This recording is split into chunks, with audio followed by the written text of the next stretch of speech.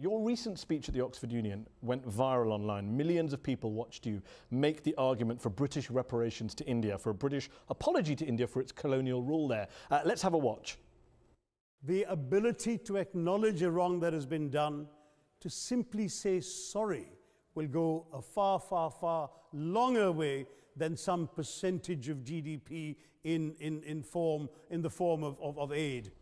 Powerful words there by you, which won the day in that debate. Don't you worry, though, that one day, in the years to come, an independent Kashmir may ask India for similar reparations and a similar apology based on the same line of argument you advanced there, based on the fact that the Indian government, the Indian armed forces, wreaked violence, havoc, destruction in Jammu and Kashmir in recent decades? I think purely on the specific economic argument that I've talked about, how the British depredations deprived India economically, I think you will find that the contribution of the rest of India to the state of Kashmir economically vastly, vastly outstrips anything else. So the economic argument for reparations would never apply.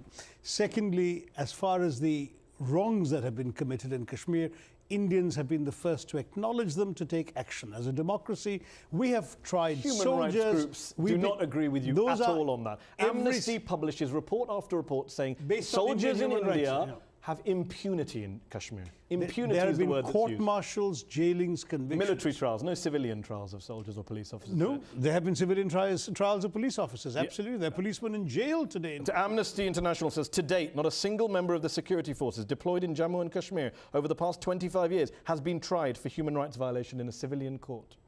Well, there have been court-martials, but it depends on how they define security forces. The police, who are the Jammu and Kashmir police, when they've been guilty of atrocities, they have been tried. Well, how do we know about atrocities? More than 96% of all complaints brought against the army in Indian-administered Kashmir have been dismissed as false and baseless by the army. How convenient.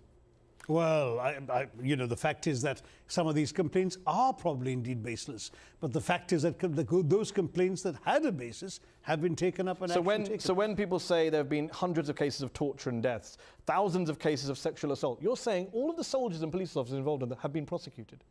Well, I don't know that they've all been prosecuted. They have been exemplary in government. You were external affairs minister. But when you were in government, what did you do to hold Indian armed forces to account for the violence and chaos in Jammu and Kashmir? I have informally had contacts with the Home Ministry about some of the concerns that were brought to me by human rights groups that I've been in touch with. But the fact is that this was not within my area of responsibility, and I cannot interfere in the work of other government departments. No minister can in any democratic system. You talk about interference. When people say to you or any Indian politician, why not have a brokered peace deal in Kashmir between Pakistan and India? Why not let outsiders, the UN, the US, the EU, the good old Norwegians, come along and try and broker a peace deal to this seemingly never-ending conflict? You all say we don't want any outside interference. That's right. Why? Well, first of all, I don't think we have any problem understanding each other, the Pakistanis and us. We don't need a third party. You shouldn't have a problem meeting each other.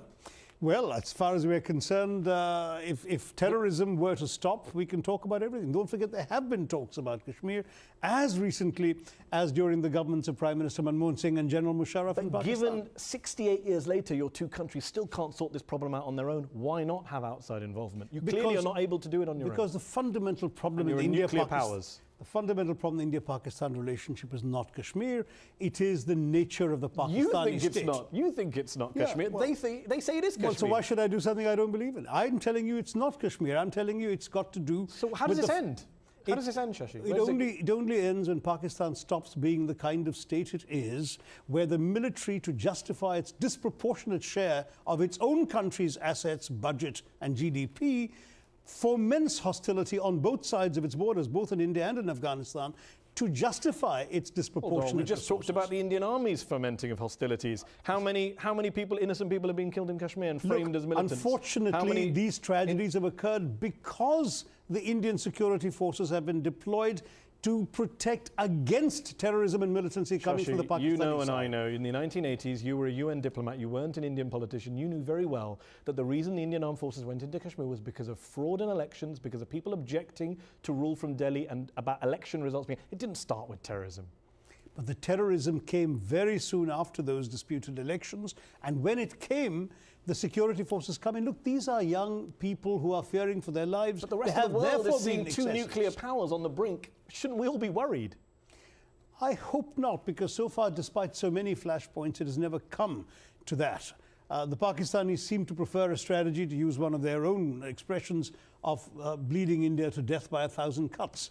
And India, in turn, has managed a strategy of resisting terror without resorting to war. But it has not been a happy situation, I think, for anyone Many would say you've been involved. bleeding Kashmir with more than cuts.